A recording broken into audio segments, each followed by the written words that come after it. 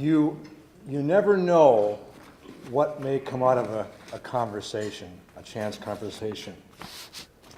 In 1996, then senior engineer and future Rotarian Abul Sharah was taking a taxi tour of Calcutta when he asked the driver if he might stop at the Mother Teresa's Home for the Dying Destitutes. I'm not sure that site was on the Chamber of Commerce tour, but nevertheless, that's where Abul wanted to go. As luck will have it, Mother Teresa was there at the time receiving guests, and Abul actually had a short conversation with her. She found out that he was raised in northeastern India, came out of poverty, rose from that humble beginning and went on to become a very successful engineer with American companies. She urged him to embark on a mission of love and human service, and that's what he did. He's devoted his retirement to the International Village Clinic, and today we're going to get an update on the status of this clinic that was the outcome of a conversation on a chance afternoon in Calcutta. So please help me welcome our own Abul Sharah.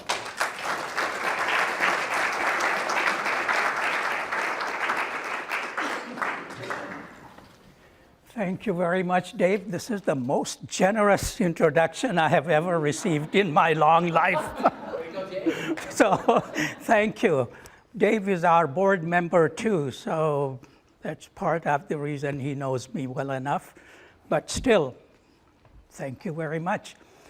And most of all, thank you guys, the Rotary Club of Bloomington, which has been our supporter from day one.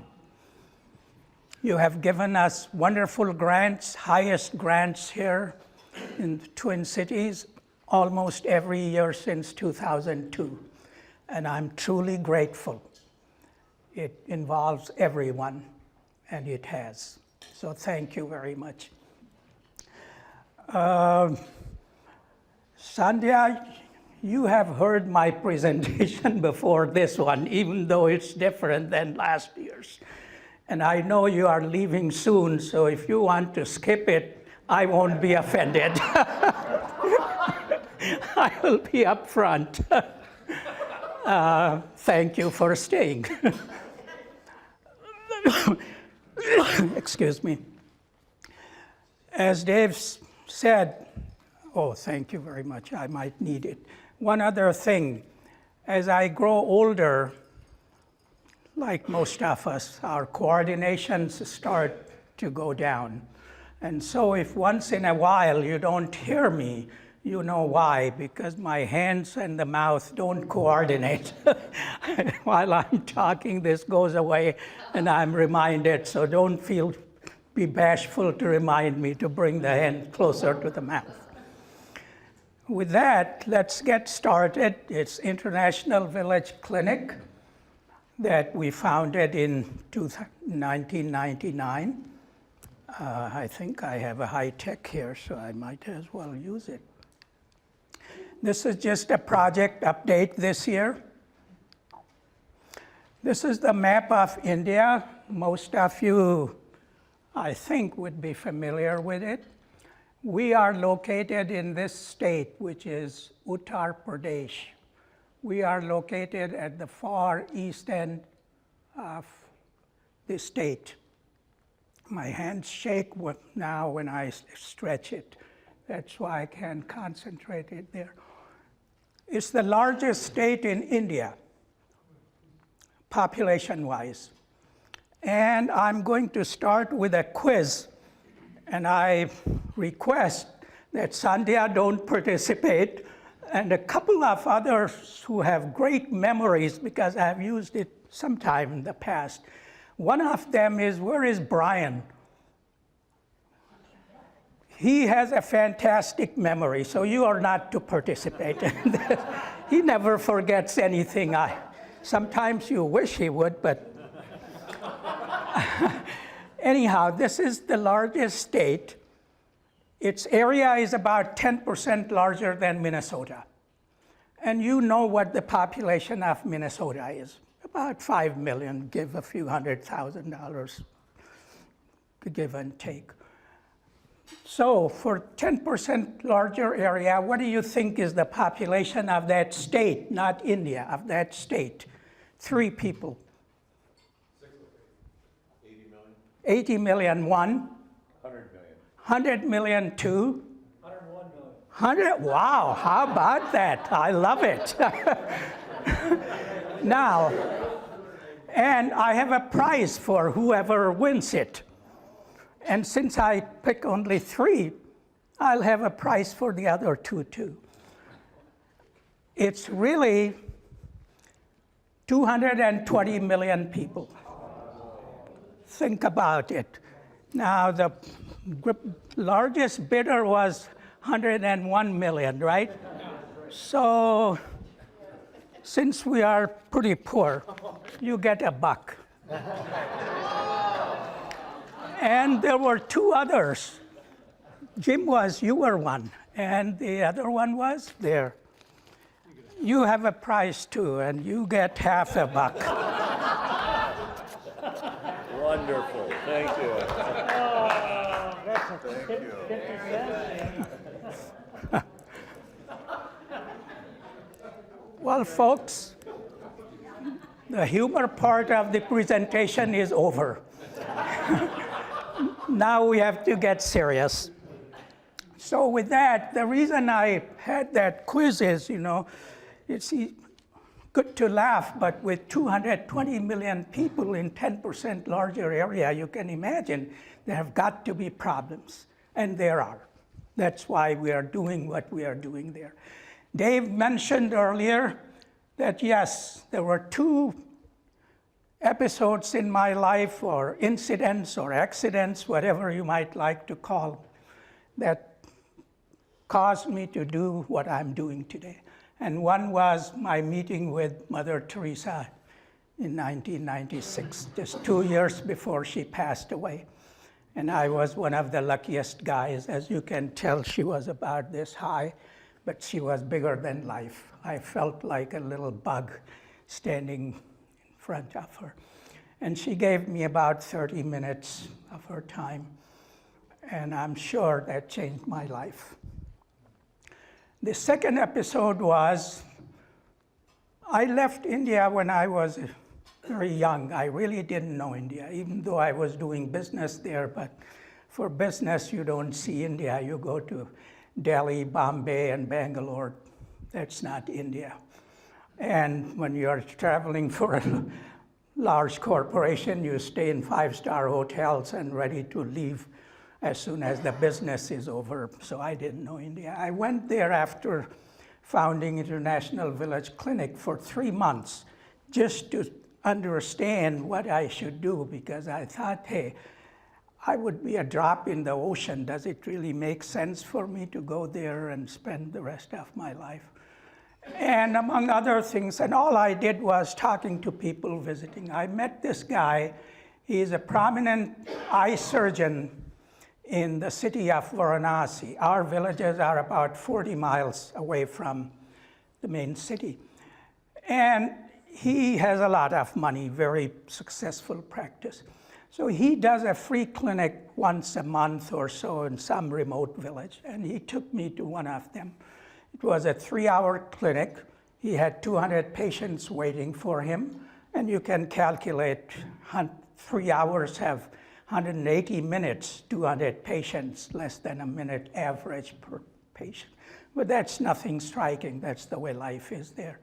The striking thing was that among those 200 patients, and I'll not go into the details, about half a dozen kids like this little girl came. She was the first to come with her parents standing there. He examined her eyes, and in about 15 seconds, he pronounced she will be blind for the rest of her life. So the first one was, I thought, I don't know what disease she has, but when 2, 3, or 4 came, I asked him, and he said, they have cataract. And I said, well, I thought people get cataract at my age, not when they are children. He said, no, they develop cataract when they are born, babies. And it goes undetected because there is no health care system. Even in larger cities in India, much less the villages, babies are not examined for anything. There are no doctors in these villages. And even if they were, they don't have a system. So it goes unnoticed until the kid is 3, 4 years old. And when the parents notice that can't see very well, say there must be something wrong with the eyes. But they don't have the money to bring the kid to the eye doctor in the city. So they wait until there was a free clinic or something, and he said it was too late. Well, that was a striking moment for me. When I returned in the evening, I reflected on it, and I said, I got my answer. I went there looking for why should I do it? Should I even start it? And I had my answer. I said to myself, if I could save 10 kids like those in a year per year, I'll consider my mission accomplished.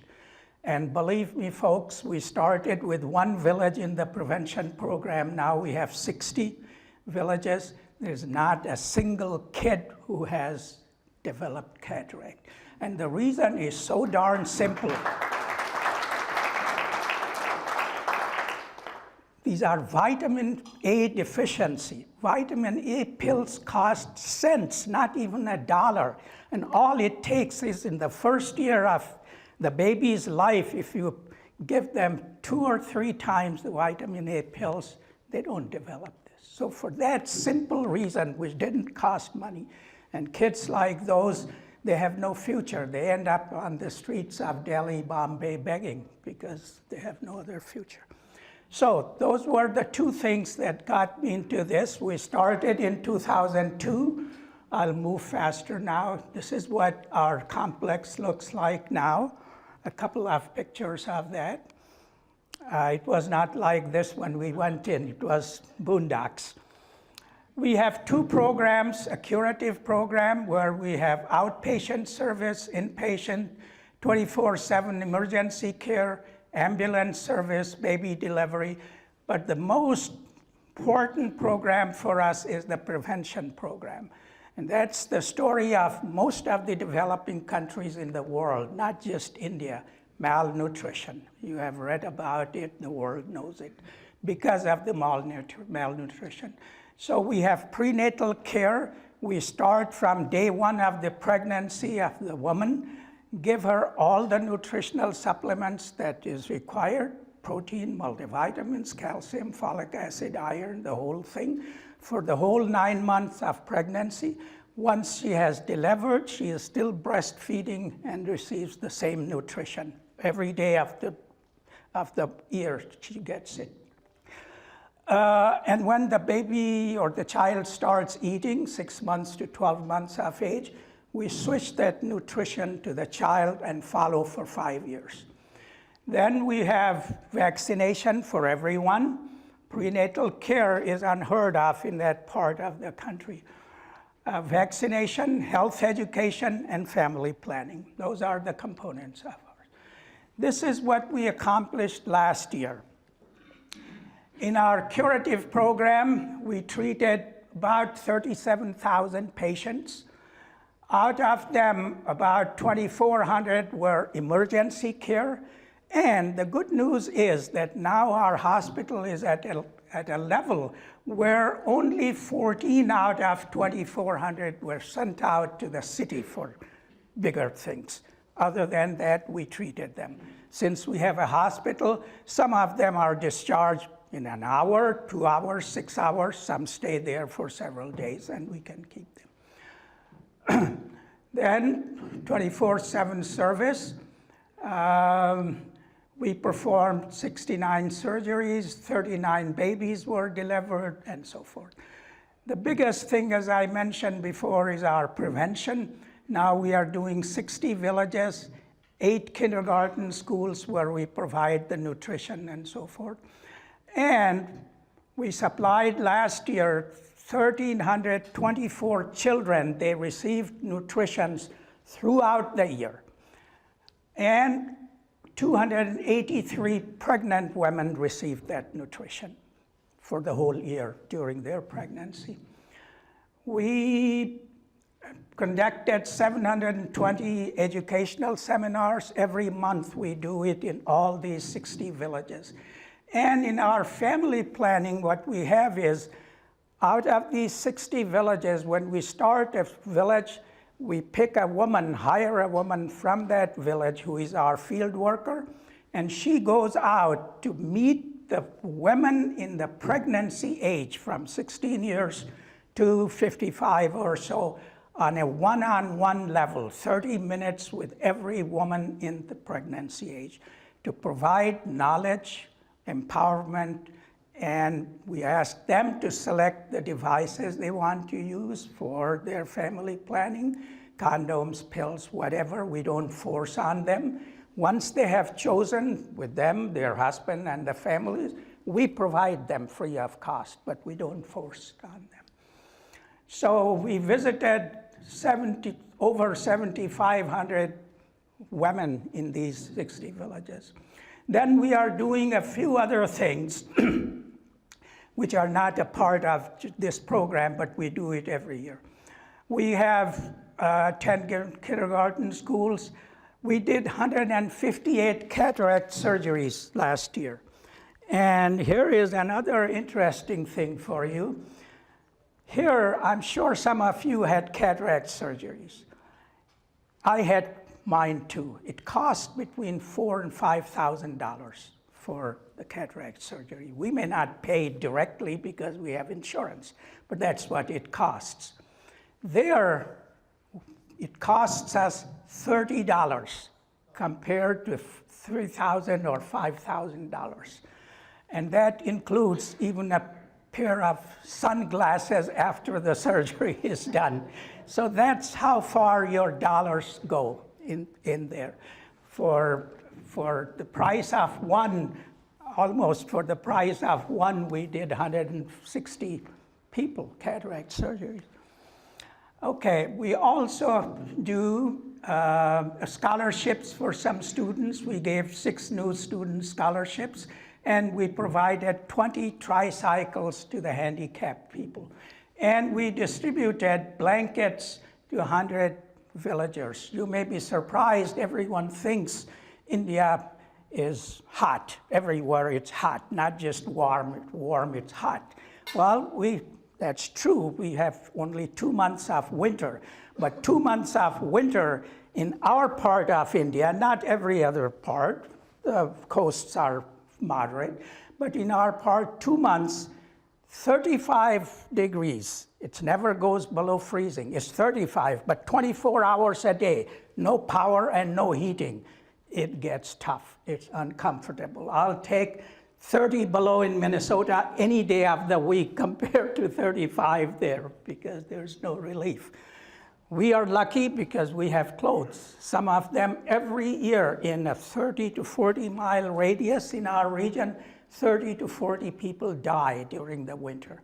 So we have been distributing blankets through every year. And we had a couple of visitors. This guy, he went there for about a week. He thought he stayed for 3 months. Someone was talking here, oh yeah, you mentioned that Milo had lost 50 pounds. For his weight, that's huge. This guy lost about 70 pounds, but you couldn't tell the difference.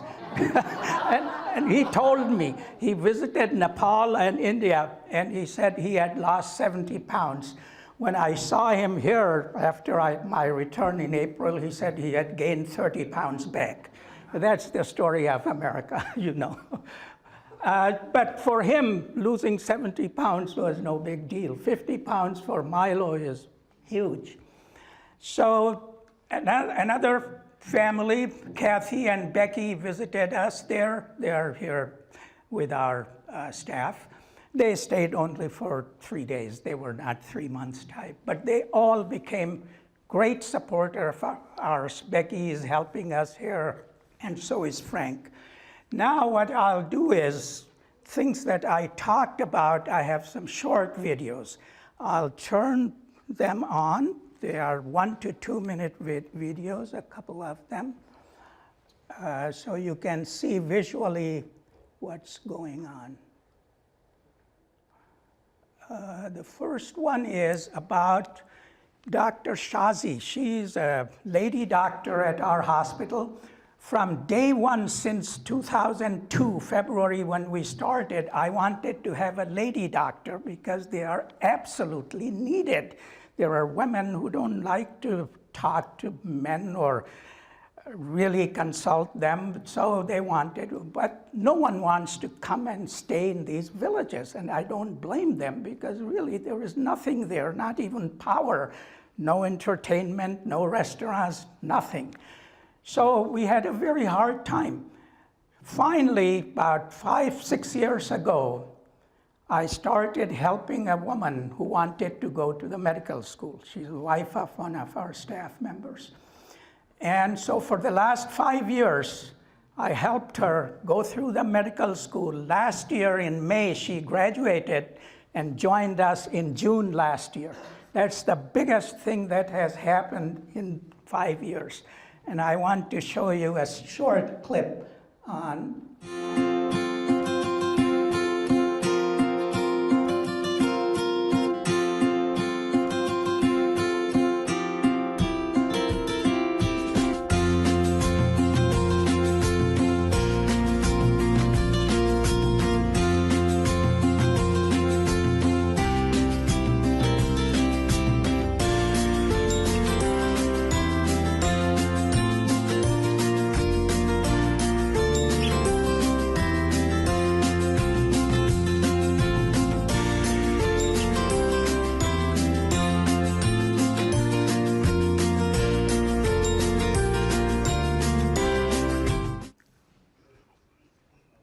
next one. I'll show you another clip on our prevention program. It's again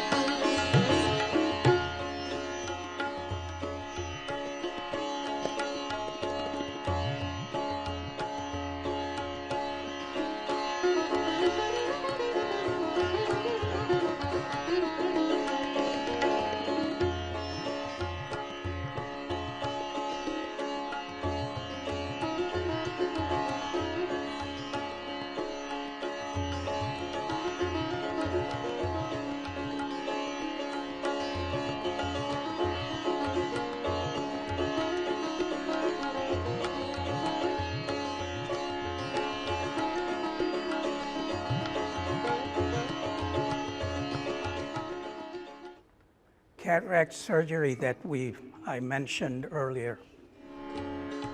गुनी जन सो कहा गुनी जन सो कहा शुद्ध कल्याण गावे गुनी जन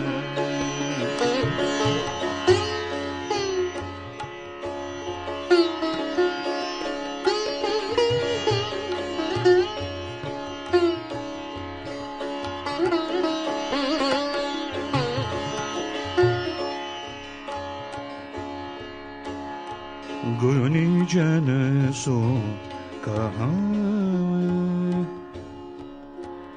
शुद्ध कल्याण.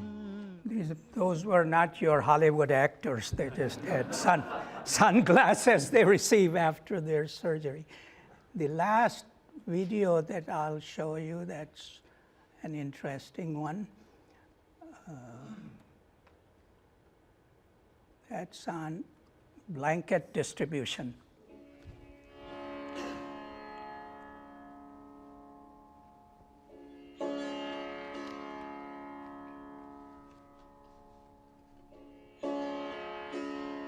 It so happened that these two visitors were present at that occasion, Becky and Kathy.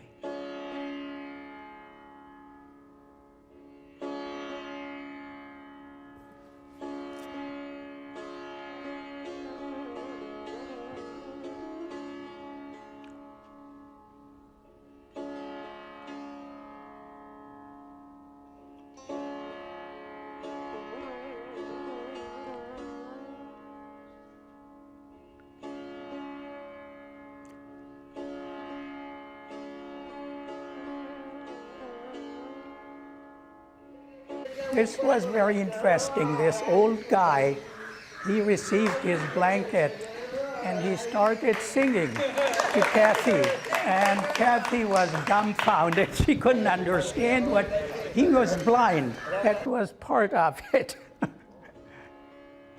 I didn't know him either. It turned out he was a blind guy.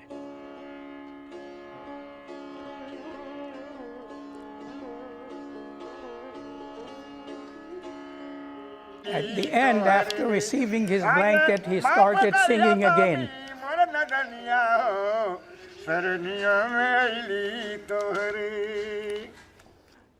Now I have a couple of slides.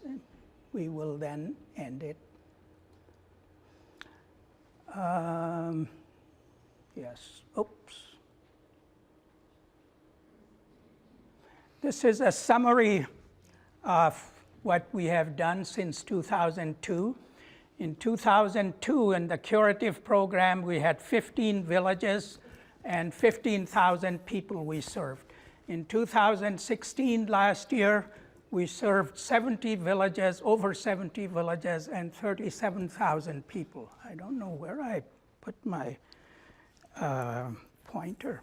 Anyhow, oh, here it is. Yeah, you see here, we served 70 villages, 37,000 people. In the preventive program, we had one village in 2002. Now we have 60 villages, from 4,000 to 180,000 people. So we are today serving close to 250,000 people. Oops. And we have a staff of about 60 people there. 4 among them are doctors. All the salaries, they're all salaried. All salaries, all medicine, all prevention, nutrition, vaccination, blankets, cataract, everything we do for about $150,000.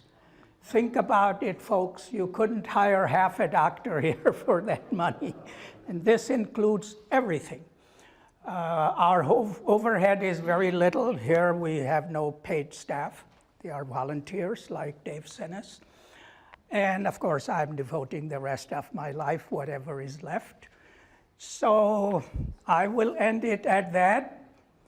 Again, thanking you, and it's open to questions. If you have any questions, I'll be happy. Yes, well, you, I think it indicated previously that you're seeing the number of people you're serving in the hospital decline. Yes. And that's because of all the preventative. Because of all the prevention things that we are doing, yes, exactly. Yes, Jim. What's going to happen when you go serve this in the big beyond? Who's going to have all this program? I'm looking for people like you. Do you want to sign up?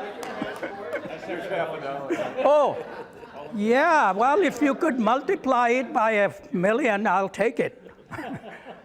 No, honestly, to answer your question honestly, since I worked all my life here for big companies as well as small companies, I knew the questions to ask. So when I started this, even before we launched it, I had this question to myself: what happens after I die? And I could die next day. That was 15 years ago. I'm still alive, but at that time I asked myself, hey, what happens if I drop dead tomorrow? And my answer, not only I, a couple of my good friends who have been supporting us all this time, who have been good friends from day one since I came to Minneapolis, two of them asked me this question, point blank: hey, Abul, what happens if you die? That was 15 years ago, and my answer, honest answer was, I said, if I die, this whole thing will die. Pure and simple. If you want to take a risk, you are my friend, help me. If you don't, that's fine too. But I knew at that time that I had to be working on it. And I had double challenge to find someone here to replace me, and to have someone in India.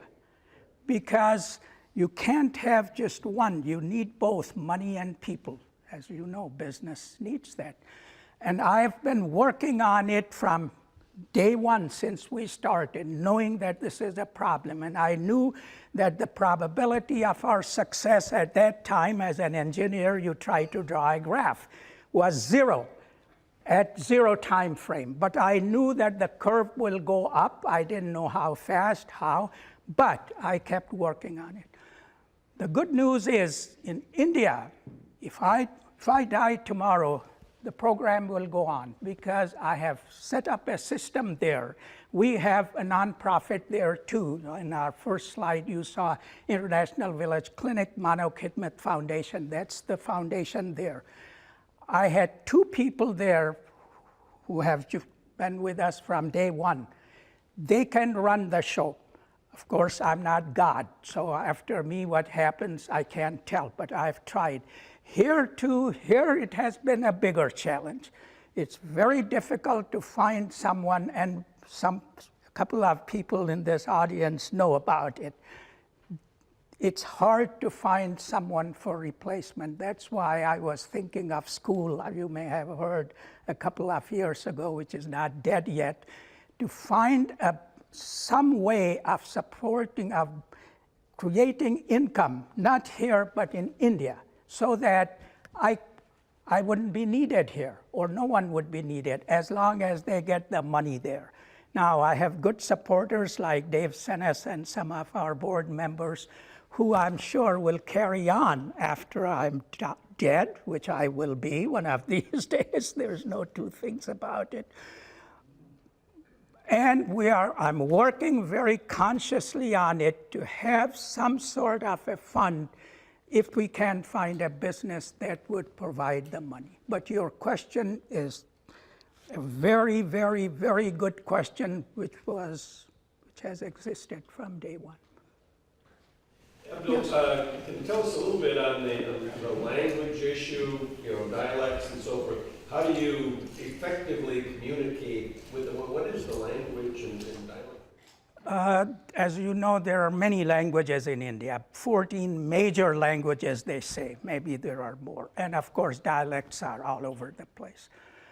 I speak one of their languages, which is sort of common all over India, but I hasten to add, not all over India, from the south, east. They are totally different languages. I mean, not dialects or anything. It's like Japanese and English, not even like English and German.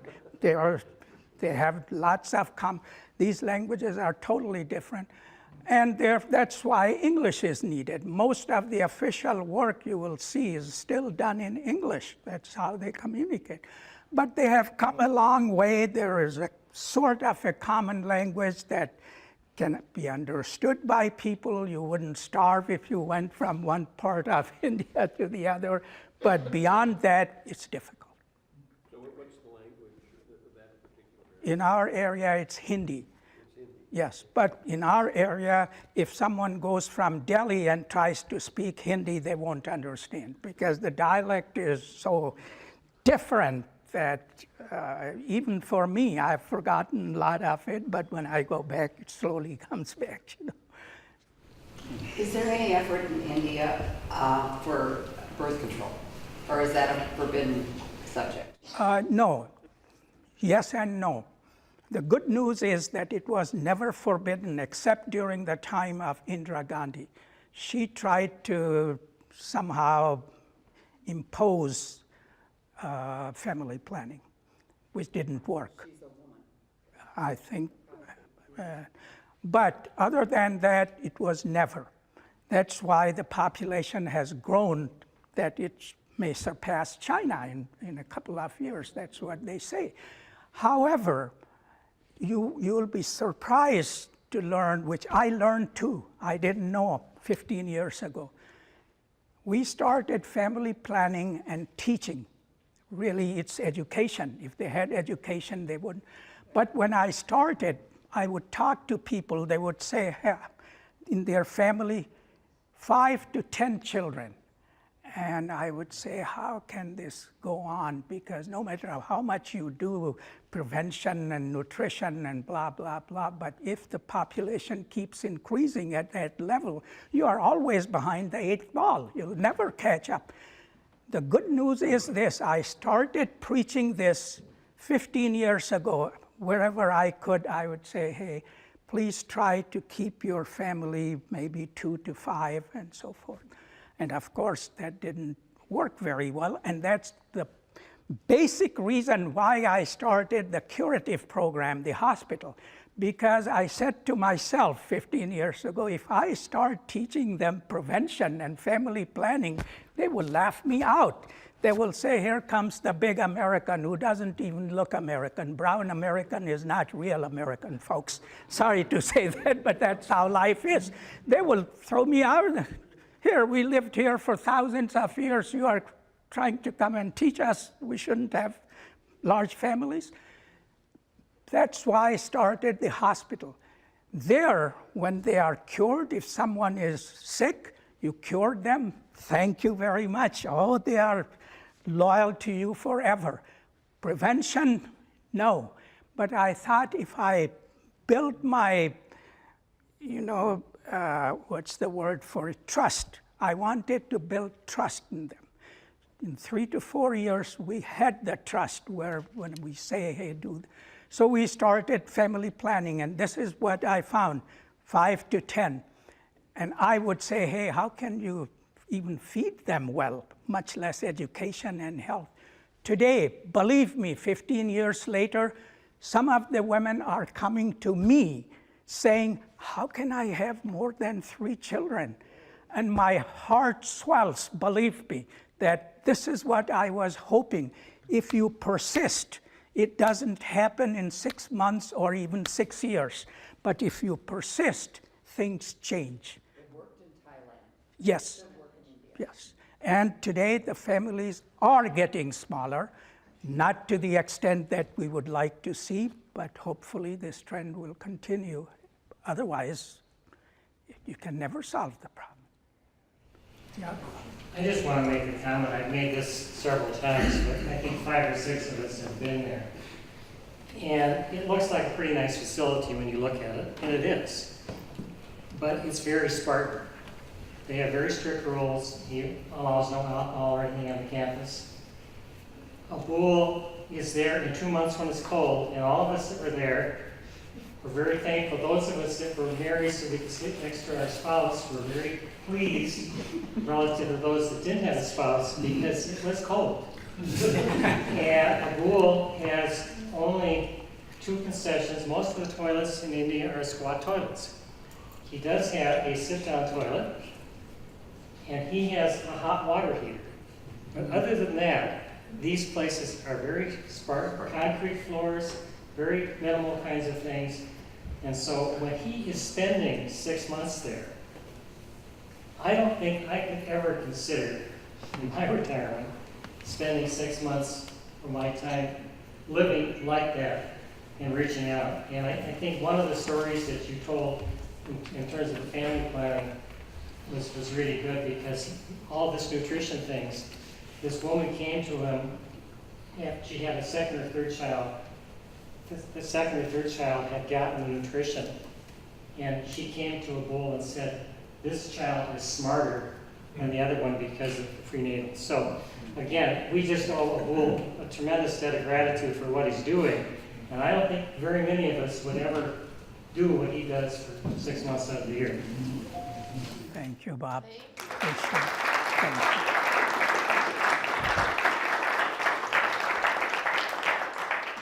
And I was going to mention, I am so blown away. You probably don't know this, but Mother Teresa is inspiring our year this year. And I'm ending each meeting with a quote by Mother Teresa. And the fact that you met her is profound. It's profound, So- no question. And one of our goals this year is to plant a tree for every Rotarian across the world. So we will be honoring Rotary here in Bloomington by planting 1 tree for each member. You'll get a tree. Wonderful. So in that honor of you being with us today, we'll make a contribution to our tree fund. So thank you. Thank you.